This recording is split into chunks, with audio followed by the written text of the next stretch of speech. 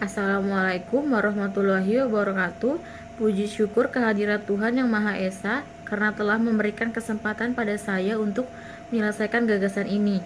Atas rahmat dan hidayahnya lah saya dapat menyelesaikan gagasan yang berjudul Dampak pada Sektor Ekonomi pada Masa Pandemi COVID-19 di Indonesia dengan tepat waktu. Gagasan dampak pada sektor ekonomi pada masa pandemi COVID-19 di Indonesia disusun guna memenuhi tugas dari Ibu Nia SSMPD pada mata kuliah Bahasa Indonesia di Universitas Terbuka. Selain itu, saya juga berharap agar gagasan ini dapat menambah wawasan bagi pembaca tentang dampak pada sektor ekonomi pada masa pandemi COVID-19 di Indonesia. Saya mengucapkan terima kasih sebesar-besarnya kepada Ibu Nia SSMPD selaku dosen Bahasa Indonesia. Tugas yang telah diberikan ini dapat menambah wawasan dan pengetahuan untuk saya dan juga pembaca.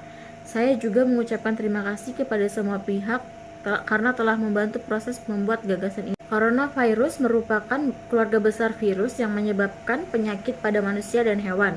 Pada manusia biasa menyebabkan penyakit infeksi saluran pernapasan, mulai dari flu biasa hingga penyakit yang serius seperti Middle East Respiratory Syndrome atau yang bisa disingkat dengan MERS, dan sindrom pernapasan akut berat atau Severe Acute Respiratory Syndrome atau bisa yang disingkat dengan SARS.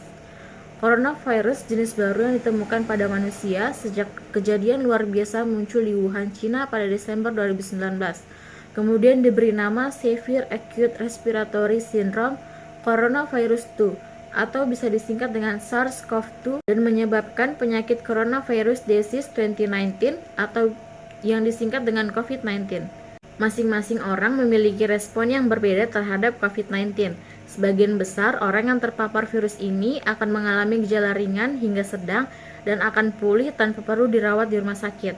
Gejala yang paling umum ialah demam, batuk, kelelahan, dan kehilangan rasa atau bau. Sedangkan gejala yang sedikit tidak umum ialah sakit tenggorokan, sakit kepala, sakit dan nyeri, diare, ruam pada kulit atau perubahan pada jari tangan atau jari kaki, dan mata merah atau iritasi.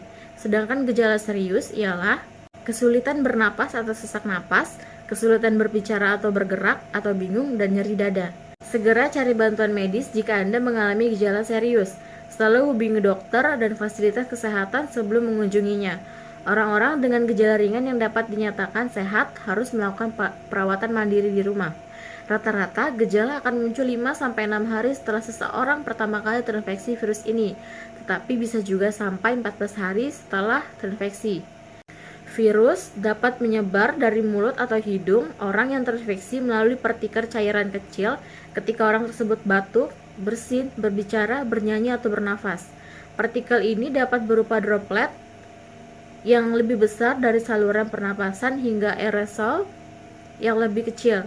Anda dapat tertular saat menghirup udara yang mengandung virus jika berada di dekat orang yang sudah terinfeksi COVID-19.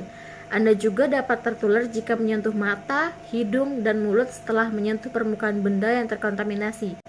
Dampak yang terjadi pada masa pandemi COVID-19 pada sektor ekonomi di Indonesia ialah dampak yang pertama sangat terasa dan mudah sekali dilihat adalah melemahnya konsumsi rumah tangga dan melemahnya daya beli masyarakat secara luas. Dampak yang kedua sangat terlihat di daerah istimewa Yogyakarta sebagai bagian tidak terpisahkan dari ekonomi nasional adalah menurunnya angka investasi di berbagai sektor usaha. Ketidakpastian akibat pandemik mengakibatkan banyak masyarakat ragu untuk memulai investasi. Pengusaha pun demikian. Ada keraguan apakah investasi yang dilakukan sesuai dengan kondisi dan kebutuhan masyarakat. Keraguan berinvestasi mengakibatkan dunia usaha tidak bergerak seperti yang diharapkan. Investasi di sektor pariwisata, hiburan seni budaya, travel, transportasi kuliner yang dahulu cukup ramai diminati di daerah istimewa Yogyakarta saat ini turun drastis. Ditambah PPKM yang membatasi pergerakan di berbagai destinasi wisata, seperti contoh kecil runtuhnya investasi usaha di kala pandemik. Dampak yang ketiga ialah melemahnya ekonomi daerah dan nasional. Penurunan penerimaan pajak, perlambatan pertumbuhan ekonomi menjadi tantangan bagi pemerintah daerah dan nasional di kala pandemik. Tekanan penerimaan sektor pajak yang mempengaruhi pendapatan yang diterima pemerintah sehingga cukup menghambat pendanaan program yang sudah direncanakan.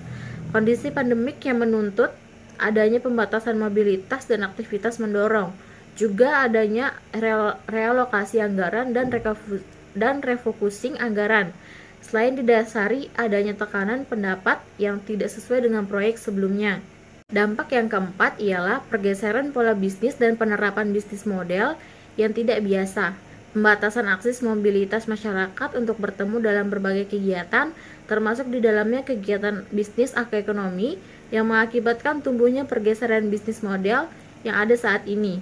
Shifting ekonomi konvensional yang dahulu diprediksikan masih membutuhkan waktu untuk implementasi di masyarakat, ternyata dalam kondisi pandemik seperti saat ini, semua pihak dituntut untuk beradaptasi dengan bisnis model yang baru.